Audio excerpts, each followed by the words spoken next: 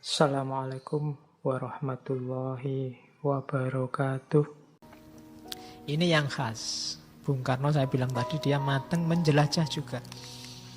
Ada yang sempat tanya ke Bung Karno, wahai Bung Karno orang pinter, yang intelek, yang profesor, punya 16 gelar doktor dari berbagai penjuru dunia, lah kok percaya sama Tuhan?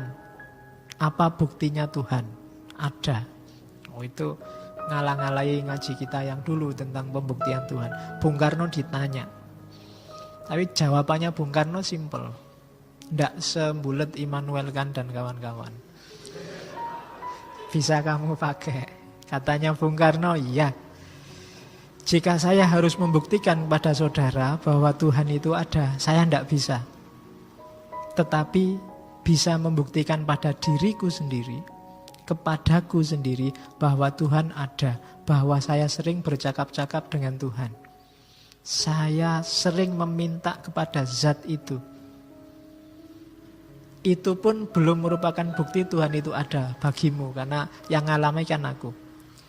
Bahwa saya sering minta pada zat itu, dan zat itu memberikan padaku apa yang ku minta.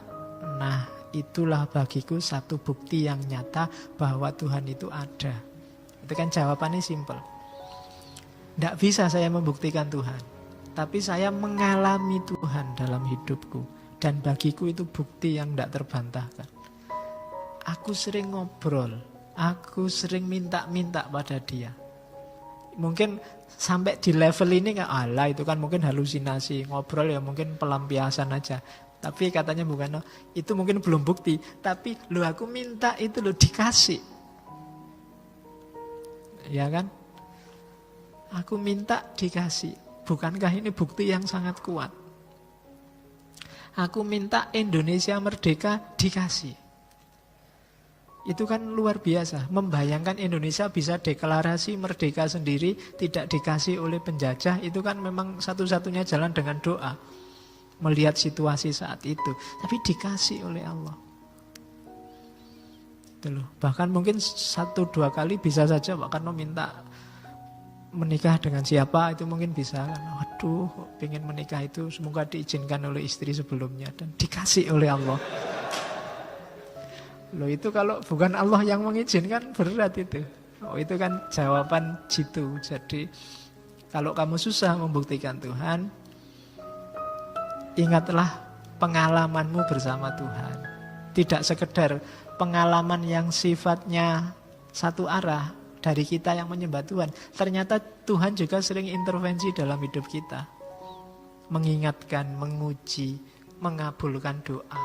Itu bagi saya jawaban cerdas. Di luar jawaban-jawaban filsafat yang rumit yang dulu kita bahas. Jadi, ya saya tahu Tuhan itu ada, kenapa saya ngalami sendiri keberadaannya. Tidak cuma aku yang menyapa dia, dia juga sering menyapaku. Dalam banyak momen kehidupanku. Banyak hal yang mustahil terjadi. Mungkin sebaliknya, banyak hal yang kamu anggap pasti terjadi, ternyata tidak terjadi. Dan itu bolak-balik begitu, berarti tidak kebetulan. Berarti pasti Tuhan itu ada. Jadi buktikan Tuhan dalam dirimu sendiri. Kalau ada orang tanya, apa iya Tuhan itu ada? Iya, buktinya mana? Saya ngalami sendiri. Bagaimana bermainnya Tuhan dalam hidupku. Ya mungkin kamu tinggal nyari contoh momen hidupmu yang di situ Tuhan sangat terlibat. Kenapa kok tiba-tiba kamu kuliah di sana dengan jurusan itu, padahal waktu kecil cita-citamu jadi pilot, jadi dokter, jadi dadak kuliahnya kok di UIN. Fakultasnya Usuluddin. Ya, gimana bisa jadi dokter, jadi pilot? Ya kan? Gimana bisa jadi penerbang? Kalau terbangan bisa. Oh, itu kan pasti Allah ikut intervensi di situ, ikut ngatur skenario hidupmu. Ternyata kamu atur kayak gimana pun, Allah lebih mengatur. Oke. Kan ada ayat itu, wa makaru wa makarullah wallahu khairul makirin. Jadi ada dasarnya bahwa Sang Maha Makar itu Allah. Hati-hati kalau pemerintah mendengar nanti Allah dicari. Ya kan? Sekarang kan banyak sedang nyari yang mau makar itu. Padahal Al-Quran sudah jelas ngomongnya bahwa Allah itu yang Maha Makar. Nanti yang makar mau dicari sama polisi nanti. Oke, terus. Nah, ini kalimat lagi yang saya bagus. Sekarang aku memahami Tuhan bukanlah suatu pribadi. Aku menyadari Tuhan tidak terhingga, meliputi seluruh alam, maha kuasa, maha ada. Tidak hanya di sini dan di sana, tetapi di mana-mana. Dia hanya satu Tuhan, ada di atas puncak gunung, di angkasa, di balik awan, di atas bintang-bintang yang kulihat setiap malam. Dia tidak bisa dibagi. Ketika kenyataan ini muncul dalam diriku, aku sadar bahwa tidak perlu takut lagi. Karena Tuhan tidak lebih jauh dari kesadaranku. Ini tidak gampang orang nyampe makom ini. Kalau dalam sufi, kesadaran bahwa Tuhan itu bukan sosok khusus, ada personnya di luar alam semesta ini. Itu gagasan, kalau versinya Soekarno berarti gagasan orang yang belum matang agamanya. Dianggapnya Tuhan ada di atas sana jauh, sekarang dari atas lihat ke bawah. Ada sosoknya yang berbeda di alam semesta. Tidak begitu katanya Soekarno. Sekarang aku sadar bahwa Tuhan itu tidak terhingga. Dia ada di mana-mana. Kalau bahasanya Quran, wallahu bikulli syai'im muhit. Muhit itu kan meliputi. Meliputi itu kan berarti kemanapun adanya alam semesta, di sudut manapun dia ada. Jadi dia bukan sosok ini alam, ini Tuhan, tapi dia muhit, meliputi alam semesta. Yang logika ini diterjemahkan dengan sangat detail, jelimet oleh para sufi, Ibnu Arabi dan kawan-kawan. Jadi Allah itu meliputi segala sesuatu, ada di mana-mana.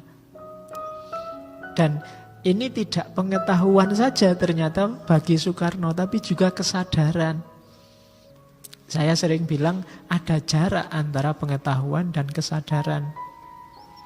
Kalau sekedar pengetahuan tentang yang baik, kalian mungkin referensinya sudah lengkap. Tapi kesadaran untuk berbuat baik, itu mungkin banyak yang belum hidup. Nah, Soekarno itu makanya dia bilang, terus kenyataan ini membuat aku sadar. Itu berarti pahamnya bahwa alam semesta ini diliputi oleh Tuhan, itu membuat dia dalam hidupnya apa? Tidak takut lagi.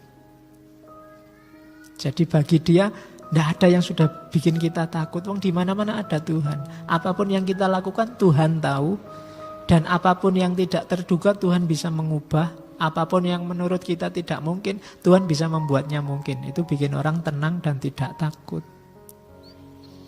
Itulah mengapa dalam bahasa Al-Quran, cirinya wali adalah la khaufun alaihim walahum yahzanun. Tidak takut, tidak sumpek, tidak sedih. Orangnya jadi berani hidup. Ya meskipun tidak usah kamu deklarasi di luar bahwa Soekarno adalah wali. Ya, nanti rame lagi, nambah masalah. Jadi tidak usah lah.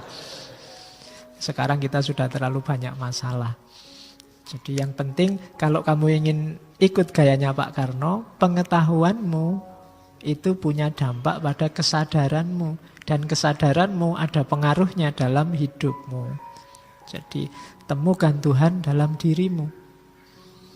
Nah, selanjutnya dia bilang, aku hanya perlu masuk ke relung hatiku untuk menemuinya. Aku sadar, aku selalu dilindunginya untuk mengerjakan sesuatu yang baik. Dan dialah yang memimpin setiap langkahku menuju kemerdekaan. Jadi, caranya karena Tuhan itu ada di mana-mana, ya kita tidak perlu capek-capek keluar dari diri kita. Diamlah, merenunglah, temui dia dalam dirimu sendiri. Karena dalam dirimu sendiri pasti ada. Wong dia meliputi segala sesuatu. Temui dalam dirimu, kemudian sadari perannya dalam dirimu. Itu kan yang dulu Hamzah Fansuri mengejar-ngejar Tuhan sampai ke Mekah, ke Barus, semana-mana. Ketemunya dalam dirinya. Karena memang bukan kok di Mekah tidak ada Tuhan, di Barus tidak ada Tuhan. Itu Hamzah Fansuri ingin, kok aku capek-capek kemana-mana. Wong itu sebenarnya cuma tinggal aku sadari bahwa Tuhan ada di mana-mana. Dalam diriku pun akan ketemu Tuhan. Tidak harus jauh-jauh ke sana. Ya meskipun kamu boleh naik haji, bahkan wajib. Tapi ada kalanya orang naik haji pun tidak ketemu Tuhan di sana. Ketika apa? Kesadarannya tidak ikut. Ketika haji fokusnya tidak Allah lagi. Mungkin haji fokusnya gelar hajinya. Oh, lumayan setelah ini ada gelar H di depan nama. Itu kan banyak yang begitu. Gengsi gelarnya. Padahal kamu kuliah nyari gelar S2, S3 bisa puluhan tahun, S1 tidak lulus-lulus. Itu cuma 40 hari sudah dapat gelar. Di depan namamu, haji. Oke, terus jadi temukan Tuhan dalam dirimu. Versinya Soekarno.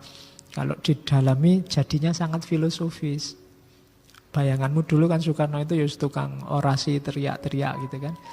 Enggak, dia gagasan-gagasannya luar biasa. Enggak akan jadi orang sebesar itu kalau hanya pinternya retorika. Oke, untuk malam hari ini saya cukupkan sekian dulu. Mohon maaf kalau ada yang kurang berkenan, mungkin 1-2 kekurangan apa, mohon dimaklumi. Kalau ada kekhilafan, kealpaan yang teman-teman ngerti benernya seperti apa, ya silahkan disampaikan. Kurang lebihnya mohon maaf. Wallahul muwaffiq, wallahu a'lam bissawab. Wassalamualaikum warahmatullahi wabarakatuh.